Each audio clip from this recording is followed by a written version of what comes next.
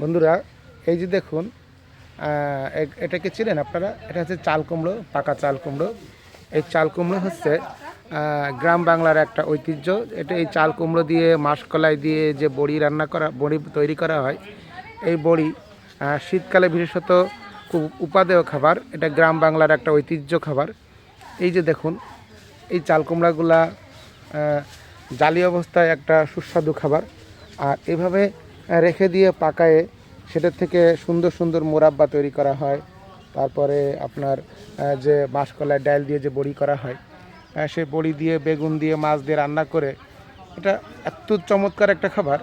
এই খাবারটা যারা খেয়েছেন শুধু তারাই জানেন, আর যারা খাননি তারা আসলে বিষয়টা বুঝতে পারবেন না। তো এভাবেই এই চাল কুমড়া যারা খেয়েছেন, শুধুমাত্র এর স্বাদ তারাই অনুধাবন করতে পারবেন। তারপরে অনেকেই এইগুলো তৈরি করে মেয়ের বাড়িতে নিয়ে গেছে বা পাঠানো হয়, বা বিভিন্ন আত্মীয় স্বজনের বাসায় পাঠানো হয়। তো এই যে দেখুন, আসলে এগুলো এগুলো দেখলে আসলে গ্রামের কথা খুব মনে পড়ে। তো আপনারা এগুলো খেয়েছেন কিনা, চাল কুমড়োর বড়ি খেয়েছেন কিনা জানাবেন সবাই। ধন্যবাদ।